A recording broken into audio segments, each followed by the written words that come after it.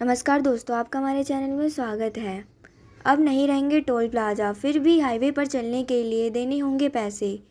जाने कैसे करेगा पूरा सिस्टम काम। नए जीपीएस बेस्ड टोलिंग सिस्टम की हो रही है व्यवस्था। टोल फीस से बचना होगा मुश्किल। ये सिस्टम प्रायोगिक तत्व पर फिलहाल दिल्ली से मेरठ एक्सप्रेसवे पर लागू है। वाहनों में लगे फास्टैग कार्ड के जरिए ही जीपीएस बेस्ड टोलिंग होगी और पैसे खुद कट जाएंगे।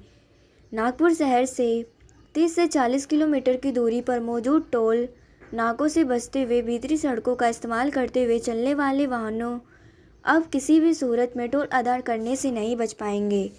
ये जितनी दूरी तक हाईवे का उपयोग करेंगे उन्हें उतना ही टोल अदा करना होगा। नए प्रस्तावित जीपीएस बेस्ड टोलिंग सिस्टम में ऐसी ही व्यवस्था रहेगी।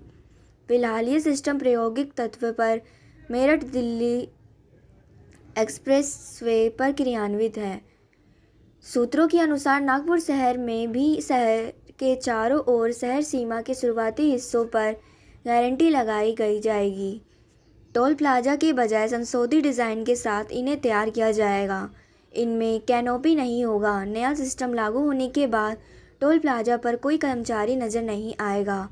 इसके अलावा टोल प्लाजा से कैश ले जाने के लिए कोई सिक्योरिटी वैन भी दिखाई नहीं देगी। एनएचएआई के नागपुर रीजन के अंतर्गत 27 टोल हैं। अब पहले की तरह कहीं कोई टोल प्लाजा नहीं बनाए जाएंगे। नए सिस्टम से टोल नाकों पर होने वाली आर्थिक अनियमितता की कोई गुंजाइश नहीं होगी।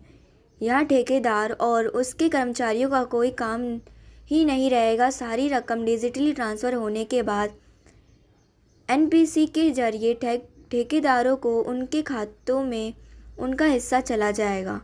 वाहनों में लगे फास्टैग कार्ड के जरिए ही जीपीएस बेस्ड टोलिंग होगी।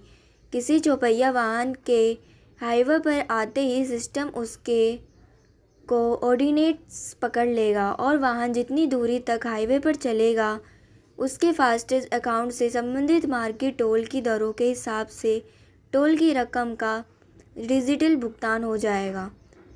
बताया जा रहा है कि इस सिस्टम में ये चार्ज 1 से 2 रुपये प्रति किलोमीटर तक हो सकता है।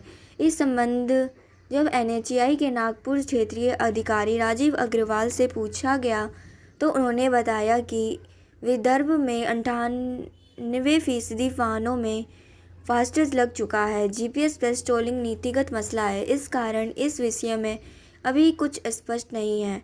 मुख्यालय से जैसे निर्देश प्राप्त होंगे उस आधार पर कार्य किया जाएगा।